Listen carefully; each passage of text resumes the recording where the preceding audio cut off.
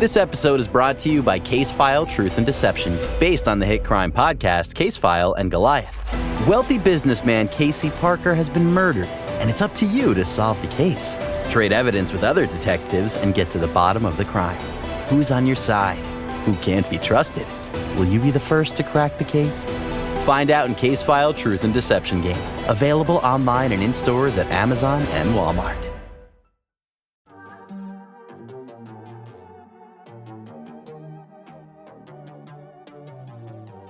Hey y'all, I'm April. And I'm Caroline. And this is your Bloody Happy Hour. Caroline, are you ready for this? This is your newest guilty pleasure. It's the bloodiest part of your week. Did we say something about it also being happy hour? Show did. Because we about to be sipping on some murder. Bloody Happy Hour. Hey y'all, this is April. Hey, it's Caroline. Kayline. We're back. Kayline? K changed my name. line. She just changed it. I just changed my name real quick. Just why not? Hey, we're back, and this is an off day. It's not Thirsty Thursday, but we're still thirsty. We are still thirsty. Yeah, I mean, every day's a good day for happy hour. Oh, you need a refill. I'm empty. I'm embarrassed. I'm embarrassed. She's making up all the words today. You don't ever say you're embarrassed? Not Why? I mean, Because you're embarrassed? I'm too embarrassed to say it like that. I'm going to make up new words so I can submit them to the dictionary. So what we're going to try is a couple things. And we are avid podcast listeners. I've got a ton of faves. Caroline has a trillion faves. So many faves I forget. But I've been loving Morbid and Crime Junkie and True Crime Garage. And I even listened to a couple of Southern Fried. Wait. Chicken? Nope. Southern Fried Crime. True Crime. Cheddar Fried Crime. Cheddar Tried? You can't talk either. I'm Maybe sorry if I You're butchered that. I embarrassed. can't think. You should be embarrassed about that. I'm real embarrassed. You should be real embarrassed. And so Caroline, a lot of our text back and forth is these news articles. How about when I just randomly send you these articles? I'm And it's usually at 5 a.m. because she's about to run boot camp, or it's in the middle of boot camp. I get your texts like they're from like 12 o'clock at night or whatever, like 11, which it doesn't wake me up because I'm asleep. Yeah. And I see him in the morning, and then I got to respond right away because I'm awake. Yeah. So I'm pissed that she's pissed because I text her at midnight, but I'm pissed because she's texting me. Well, at I'm like, 5 I hope a.m. you got your phone on silent because I had to respond. Never. I'm too paranoid to. Like, what if somebody needs to I'm call on me? silent. I have like 13 sound machines. I got my fan on. I have my sound machine plugged in that's on. I got my phone sound machine. Oh, yeah. Oh, I don't hear do not anything. spend the night with her. You have all the things. But listen, the dogs hear things. So And, people stay away from houses with dogs. Yeah. Actually, they did interview a guy that used to rob houses, and he says two things keeps them away: is a alarm, a 6 foot tall person in the house who's no, it is an alarm sign in your front yard because they know your house is protected, and a beware of dog sign. What if you don't have those signs, but you have an Put 'em alarm up. and a dog? Put them up because they will pass your house. Let me tell you that Or there's a good chance they will. So the other day, I'm going to tell you this real quick story. I was about to run camp, and I had to go in this park at a gazebo, and I'm just there by myself waiting for the people to show up. And this guy comes in, and he has like a Coke can, like he's about to drink a Coke, and he's just walking in. But I'm like, I'm not even scared because, first of all, if somebody was going to try to murder me, I'm 6 feet tall. That would be a heavy body to have to like drag and put into a trunk. And like, you can't fit in a trunk. And they'll need they need to just have think 3 about how rows. heavy these legs are. I mean, I have the longest femurs you could ever imagine. Yes. That would be they would be like, no, that's Once too again, much work. somebody needs to breed with her because she's going to give you a D1 baby. I'm telling you, I won't get murdered because of that. I'm not even scared. Don't challenge anybody. True. So I found an article. I have a book club here in Waco, and it's our Crime and Wine book club, and we're pretty amazing. We've been going for about 3 years, minus 2020. It's been kind of shitty. We've only met a couple times, but they put random stuff on our page. So this was an article that Shannon put on her page, and it is titled Texas woman wakes up to blood dripping from the ceiling. Did you see that? No, I saw it when you sent it to me, or maybe I might have. I think I did see it, but I don't remember the story. Okay, so I read it the other night, so I need to refresh myself. However, this is it's happened in Laredo, Texas, but this woman is from El Paso, so that's down deep in Texas, right? She wakes up covered in blood. Like, how do you wake up? Do you feel like your mouth, how do you wake up covered in blood? Listen, I wake up sometimes and I'm like sweating. So if I were to be like, oh, I'm sweating, but then I'm looking, I'm like, oh, hell, this is blood. No. Yes. Well, she discovered that it was not sweat. It was blood, and it was coming from the apartment above her. Was she under Zach and Addie's apartment? She did not live in the voodoo house. Living in that voodoo house, and she didn't even know. I don't know if they've heard that podcast yet, but we'll see. Well, so she calls 911 as any smart person would do, for right? Sure. And her name was Anna. And so Anna said that the blood covered her bed, her walls, furniture, and her hair, and was coming from above. So she's the below apartment. And a man lived there, and he was like an older man, like ages 55 through 70. I don't know why that's such a big range. He had died, right? Oh, okay. But I'm thinking, who killed this man? Why is all this blood coming out? Yeah. Why did the police say this man died of natural causes? I mean, and you're bleeding everywhere enough to where it's going to leak through the ceiling and go all the way to your downstairs neighbor on her stuff? That is why I have this That's big a little sus. question mark. It is a little sus. So police say he died from natural causes, and he had been decomposing for 5 or 6 days. But decomposing, does that mean your body just starts excreting?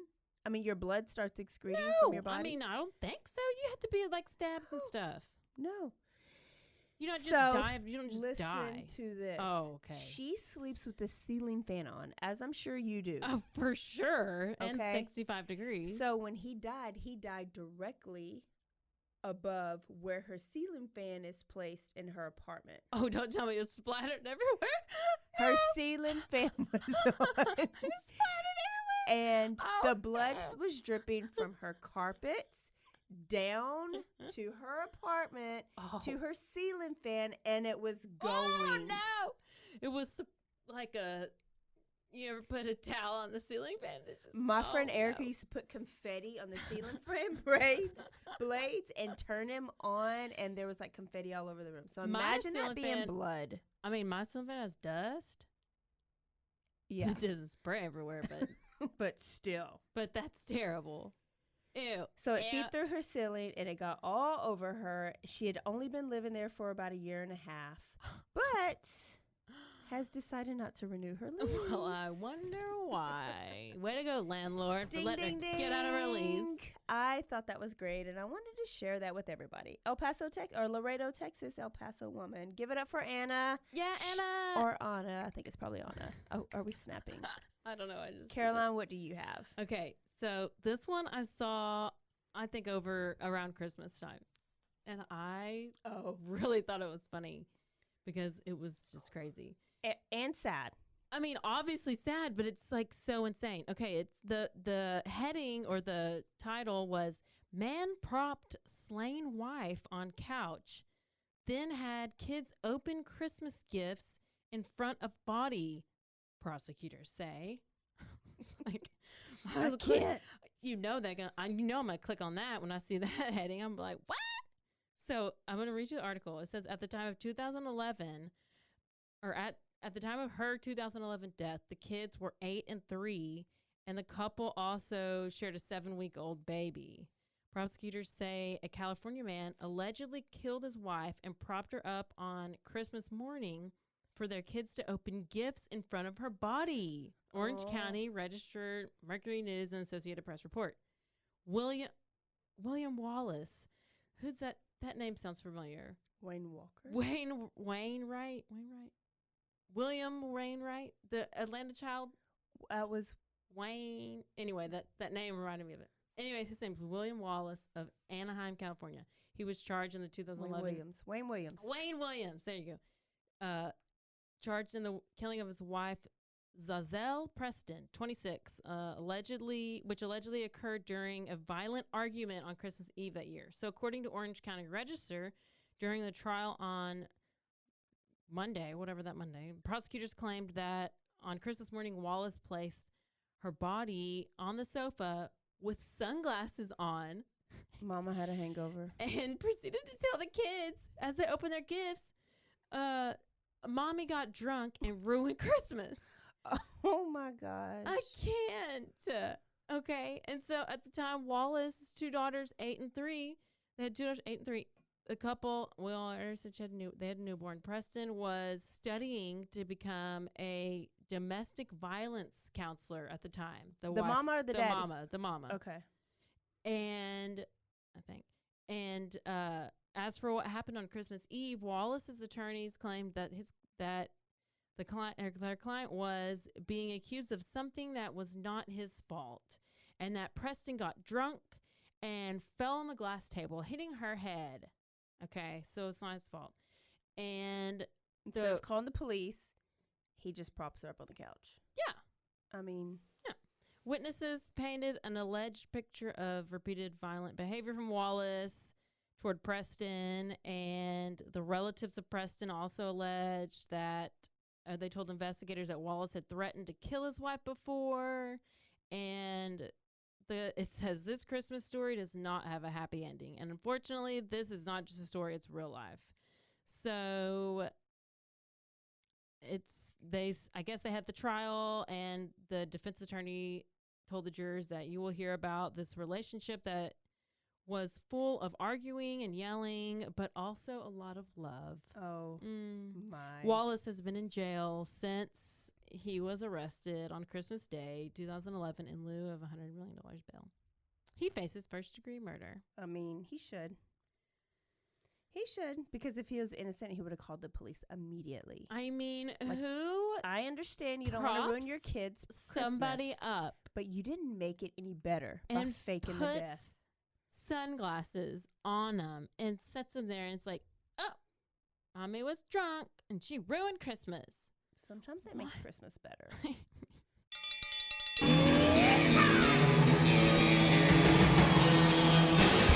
Hi, I'm Hank. You might remember me from a show called King of the Hill. Check out a King of the Hill rewatch podcast. These boys ain't rap, but they are funny. Find the podcast anywhere you get your podcasts or at roguemedianetwork.com. I tell you what.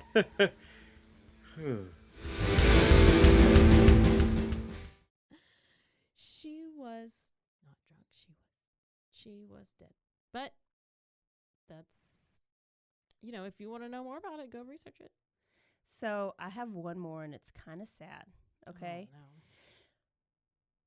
But ridiculous. Okay. Okay.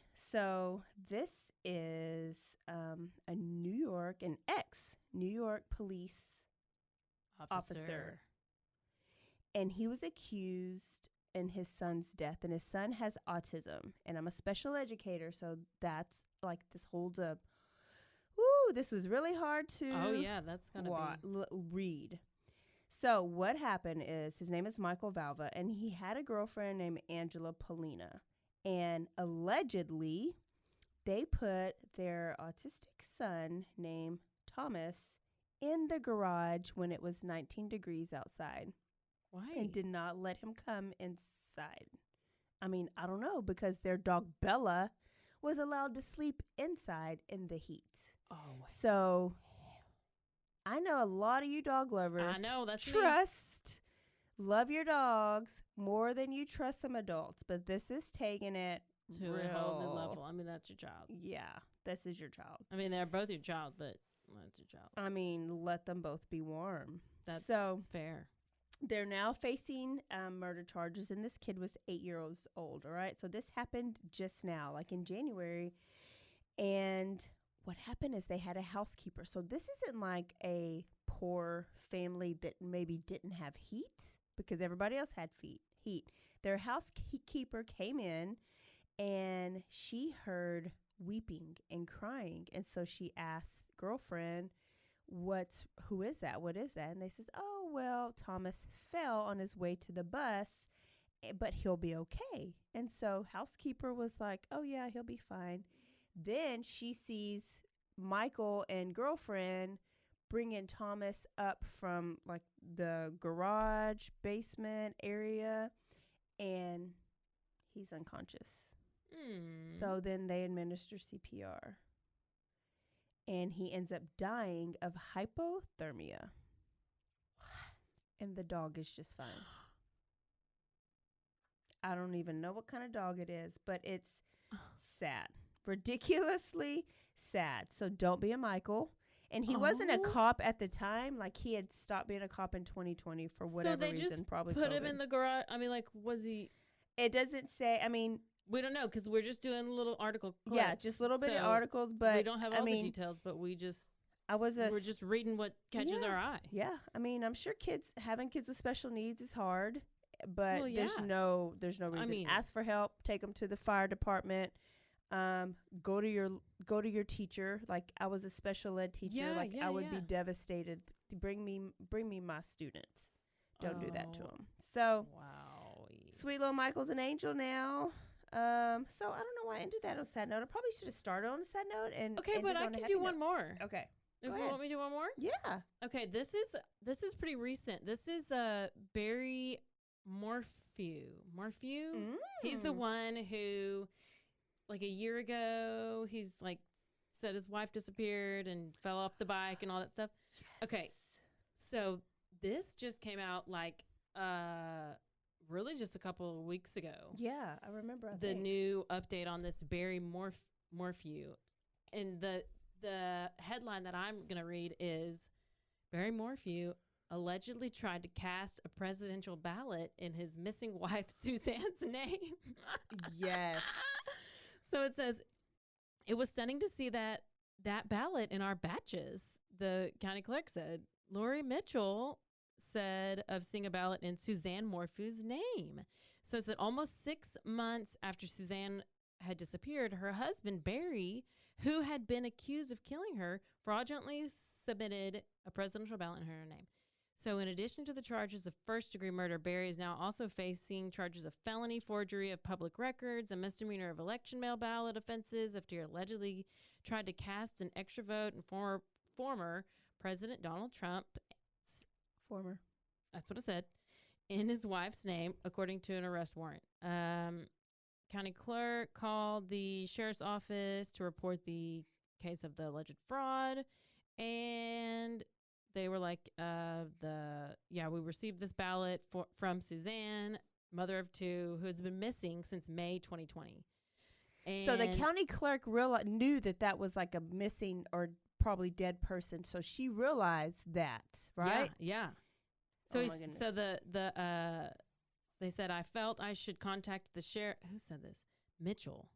I already forgot who Mitchell is. I felt I should contact the sheriff when I saw the name. Mitchell told the news show. Yeah. So he was like shocked when he saw it. And then the ballot did not leave Suzanne's signature and the voter's signature and all these things. So months later, April 22nd, federal FBI agents questioned Barry as to why he submitted the ballot. And he said, just because I wanted Trump to win. Barry allegedly responded, according to the court documents. He went on to tell investigators that he just thought it would give Trump an extra vote. And it was the vote that his wife would likely cast if she had not disappeared months earlier. I mean. And he's like, I know she was going to vote for Trump anyway. So when the FBI agents asked him whether he realized if it was illegal to cast a vote, and he responded, I didn't know you couldn't do that for your spouse. I can't. And so Suzanne vanished on Mother's Day of 2020. Okay, she was on Mother's Day. I didn't even realize that till right now. And all this is coming back up this Mother's Day. Yes. So it's like she was reported missing May 10th, 2020, after the couple's daughters, who had been away on a camping trip. Oh, how convenient. asked the neighbor to check on their mother. When they were unable to reach her, Suzanne's bike was discovered abandoned in a ravine later that night. And although her body was never discovered, the sheriff's office announced that earlier that month that Barry had been charged with first-degree murder because he was tampering with physical evidence and attempted to influence a public servant in his wife's disappearance. So Barry was advised of the new charges against him related to the alleged voter fraud in a virtual hearing. His bond is set at $1,000. What's the story? Okay, that's what this story was about. So we got to get to the actual. Well, maybe next time I'll tell you about the actual case. But basically, did she say she was riding her bike and she fell off a cliff? That's what he's saying. I do know that from some of the other articles I've seen that he went on Facebook after she went missing and did this Facebook Live. It was begging, this video begging for her. It was basically like Chris Watts' fake ass video. Yes. Like there was no genuine emotion behind it. Yes. And so then I guess they must have found out about this voter fraud and they kind of put all the dots together and they're like, this is all fake and you really are the murderer. And but dot on that one. Dot. Those are okay. I like it. Let's end with this. It's an email from a listener. Oh, okay. Yeah. And so already got an email. Remember, so we're basically famous, and we're gonna sign autographs. Yeah, real soon. Tomorrow. Let's practice them. Okay. So we're in Waco, Texas. Remember that. And we have a hospital that basically everybody in Waco was born at this hospital. It used to be called Hillcrest. Yep. And I'm obviously I was born there, but one of my younger sisters was born there. And whenever my parents when my stepmom was giving birth, their car got robbed. At Hillcrest? Yes. It got broken into. Oh. Yeah. So they got all their stuff, took, all the baby stuff that was in there. I mean, they just totally robbed the car. Well, it was in the center of town in this North Waco neighborhood. I didn't know it to be a horrible neighborhood, but maybe it's bad. Somebody was a little. It's a bad spot. Not. Oh, it's not a bad spot. Okay, it's a good spot. Good. Yeah. Every spot is good. It's North Town. It's North Waco. So here is this email from an anonymous emailer. One of the reasons, so let me tell you, Hillcrest is not Hillcrest anymore. We rebuilt on the other side of town. It's now Baylor, Scott and White. Okay, so Hillcrest Hospital is really no longer. One of the reasons the old Hillcrest Hospital is recently torn down is it was too haunted to occupy. ... Doctors that worked there told countless stories of their personal experiences. One involved a beloved nurse that worked there. She became pregnant, but as pregnancy progressed, she developed a foreboding feeling that her birth would take her life. So she expressed this ominous feeling to her nurse coworkers and to her OB-GYN. Both reassured her that her pregnancy was normal and there was nothing to worry about. Her concerns extended to writing a goodbye note to her husband and putting it at the bottom of her birthing bag. That's how passionately she felt about this feeling. As fate would have it, during her birth, she experienced an incredibly rare complication, a cord embolism, and tragically passed away. While her family waited in the waiting room for news on the birth, they witnessed the healthy baby being taken to the nursery from the maternity ward. Then soon after, her mother witnessed her hospital-gowned daughter walk from the maternity ward into the nursery. What? Moments later, the doctor came from the maternity ward to give the sad news to the family. Yet her mother already knew. When the new Hillcrest was being constructed, the nurses wanted to recreate the iconic waiting room that was at the old Hillcrest. Okay? So new hospital, they went to look at the old hospital. One nurse was tasked with going to the old Hillcrest to take a picture. he attaches this picture, and we're going to put it on Instagram. This attached picture is the one she took, okay? When she showed it to her nursing peers the next day at the new Hillcrest maternity ward, now called Baylor Scott, or I don't know what it's called. Yeah. Immediately, someone recognized their old nursing friend and colleague circled in the attached picture. But the person taking the picture hadn't even seen her in the image until that moment. So the person taking the picture, and there's like a mirror, but they see their dead friend nurse in the mirror, like a reflection. I asked the recently retired Hillcrest CEO if some buddies and I could formally investigate paranormal phenomena. But while the old hospital was still up for sale, he thought that any rumors would impede the potential sale. Then it was slated for demolition immediately after that. So many crazy stories exist about the old Hillcrest. Ask any doctor that worked there or knew someone who did, and the stories would flow. If you do discuss this, I would like to remain anonymous. So this picture is pretty legit, and we will post that. So Okay, then there's actually a response to that email. Well, I responded. Yeah. Okay, and then he sent something else.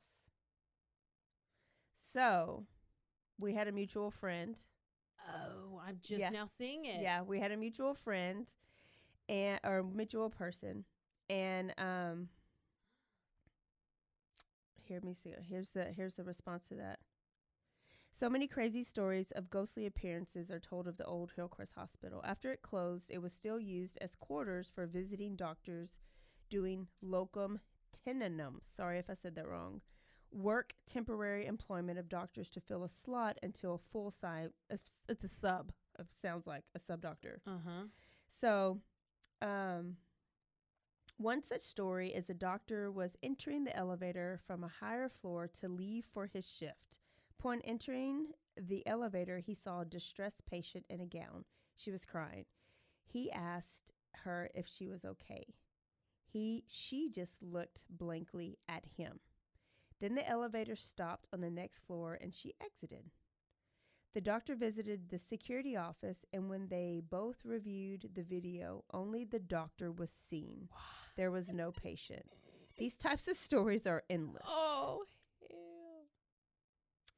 So that is a story of the Hillcrest Hospital that is now gone. Love that story. So, oh my gosh, we got to get more of those. If you have any Hillcrest Hospital, or we got a little haunted Cameron Park, any of your things, okay, send them to. There's that haunted house, like in Elmont. Somebody tagged me on something about that. You know that the only haunted house in. Yeah. I didn't see what the article said, but it was something about, I don't know if it's for sale or all these haunted things that are going on in that. I think it's just an actual haunted house that people tour during Halloween. Like it's, yeah, but there was an issue. There was like a haunted issue. Oh, somebody said we should do a story about it, but I didn't see what it was. Okay. But I didn't know if you knew anything about it. Nope, don't. And I'm from Elmont. Dang it, E-Town. Yep, that's where Parker from too. Oh yeah. There is a Yorkie person there. Yeah, her teeth fell out when you talked to her. She got goats, and she got dishwasher and a dryer in the front yard, everything. Oh, okay. She's a neighbor. It's E-Town for you.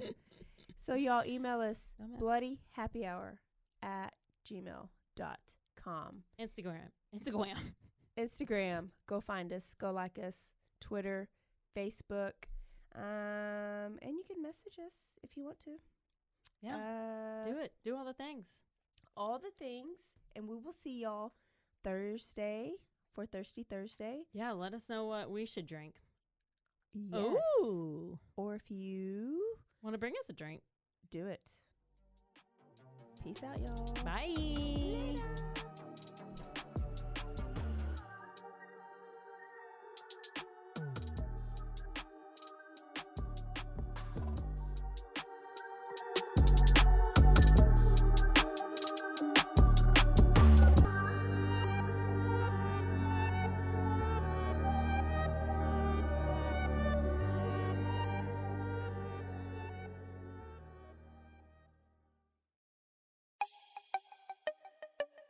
This has been a Rogue Media podcast.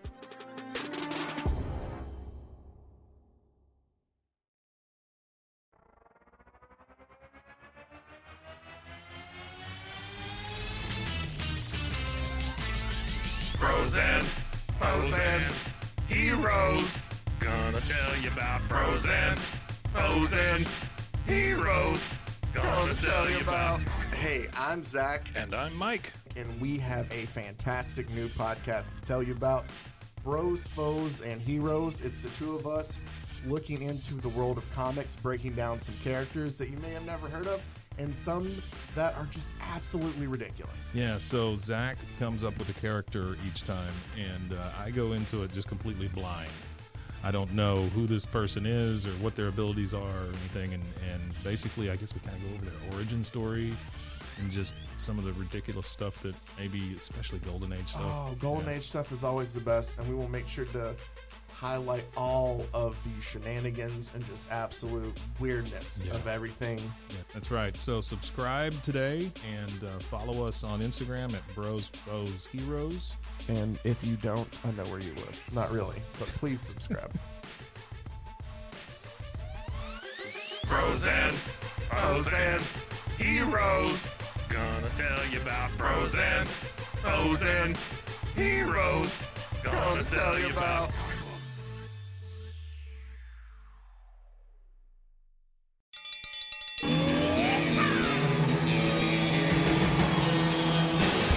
Hi, I'm Hank. You might remember me from a show called King of the Hill. Check out a King of the Hill rewatch podcast. These boys ain't rap, but they are funny. Find the podcast anywhere you get your podcasts or at roguemedianetwork.com. I tell you what,